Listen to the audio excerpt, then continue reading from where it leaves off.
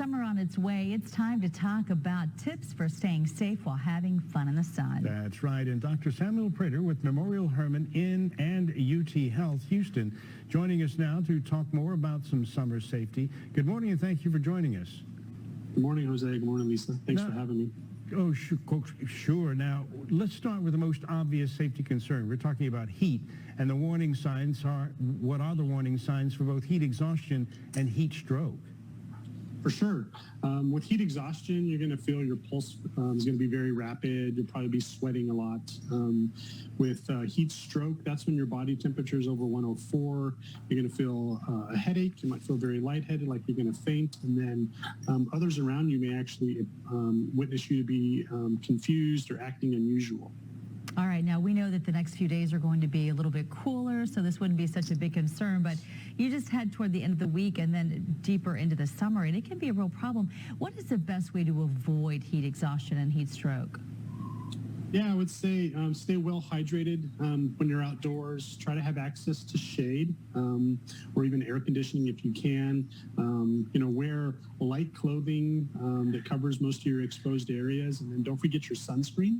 You probably want to apply that every couple hours so that you don't get any severe sunburns. You know, when you're out in the sun and you're out there having fun with friends, there's always that possibility that you're going to be imbibing in something that's alcoholic. What do you have to keep in mind if you are going to be consuming alcohol when you're out in the heat? For sure. So alcohol is not a great way to rehydrate yourself. So you probably want to mix in some water or any of your sports beverages in between those. Pace yourself. Remember that alcohol impairs your coordination. So if you're doing anything outside, like building a fire, grilling, or anything like that, especially if you're going to be on like a boat or a water ski, all those things are going to be adversely affected if you're drinking alcohol and you're at risk of injuring yourself or injuring others around you. All right, let's talk more about sunburn, because we know that all it takes is a blistering burn when you're young to unfortunately perhaps deal with skin cancer later in life. Can you talk about how important it is to slather on that sunscreen? We say it year in, year out. We know people don't like to hear it, but we're talking about all skin types, right? Absolutely, all skin types. It's incredibly important, right? Most forms of skin cancer are actually caused by excessive UV radiation. So you want some sunscreen with a sun protection factor or an SPF of at least 15 or higher. You want to reapply it, so it's not just a one coat and you're done for the day. You need to be reapplying it at least every 2 hours, or even more frequently if you're in and out of the pool or if you're sweating or anything like that. Now, adults pretty much know that you need to protect yourself. But what about children? How cognizant should the adults be when you have children around and the sun is really beaming out there?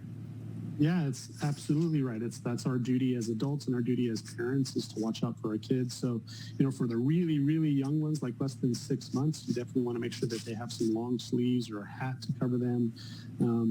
For the older kids, we want to make sure that we're reapplying their sunscreen, being cognizant of their water intake or their sports electrolyte intake, make sure that we're rehydrating them. If they're around the pool, you want to have water watchers who are not at all distracted, right? And that their job is only to make sure that no kids are, at risk of a near drowning episode or a drowning episode or anything like that.